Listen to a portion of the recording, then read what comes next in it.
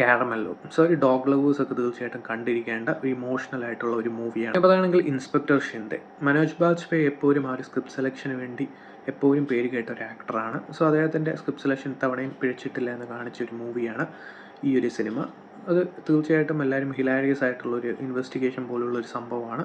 തീർച്ചയായിട്ടും കാണേണ്ട ഒരു മൂവിയാണ്. അതാണെങ്കിൽ ലോക ചാപ്റ്റർ 1 ഒരു വലിയ റിലീഫായിട്ട് മലയാളം ഇൻഡസ്ട്രിക്ക് മാറിയ ഒരു സൂപ്പർ ഹീറോ മൂവിയാണ്. അതിൻ്റെ എല്ലാ പാർട്സിനും വേണ്ടി എല്ലാവരും വെയിറ്റിംഗുമാണ്. പിന്നെ പറയുകയാണെങ്കിൽ ടെഹ്റാൻ ഒരു ഡിഫറൻ്റ് ആയിട്ടുള്ള ഒരു ബോളിവുഡ് മൂവിയായിരുന്നു. സോ അതുകൊണ്ട് തന്നെ അത്യാവശ്യം നല്ല രീതിയിൽ വർക്കൗട്ട് ആയിട്ടുള്ള ഒരു മൂവിയാണ്. സോ അതിൻ്റെ നറേഷൻ ആണെങ്കിലും ബാക്കിയുള്ള സംഭവമാണെങ്കിലും എല്ലാം തന്നെ അത്യാവശ്യം വർക്കൗട്ട് ആവുന്നതാണ്.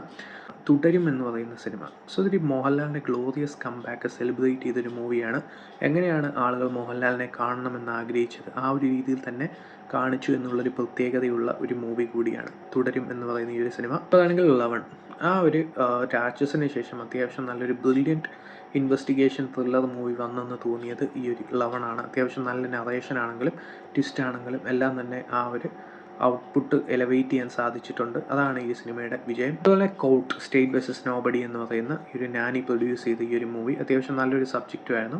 പ്രസൻറ്റ് ചെയ്ത രീതിയും അത്യാവശ്യം വർക്കൗട്ട് ആയിട്ടുണ്ടായിരുന്നു. അതുപോലെ ബിയോണ്ട് ദ ബാർ എന്ന് പറയുന്ന ഒരു കൊറിയൻ സീരീസ്, അതിനെക്കുറിച്ച് എത്ര പേര് കേട്ടിട്ടുണ്ടെന്നറിയില്ല.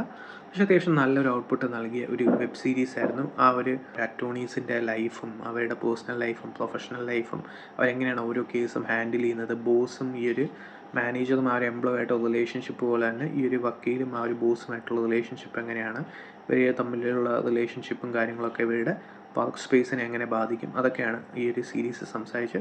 സോ ഒരു നല്ല ഔട്ട്പുട്ട് നൽകിയ ഒരു സീരീസാണ്. ഇതായിരുന്നു ബെസ്റ്റ് മൂവീസ് ഓഫ് 2025. 20-22 മൂവീസ് പറഞ്ഞിട്ടുണ്ട്. സോ ഇതിലും കൂടുതൽ ഉറപ്പായിട്ടും കാണും. ഇത്രയുമാണ് ഇപ്പോൾ ബെസ്റ്റ് മൂവീസ് ഓഫ് 2025 ആയിട്ട് കാറ്റഗറൈസ് ചെയ്ത് എനിക്ക് പറയാൻ തോന്നിയത്.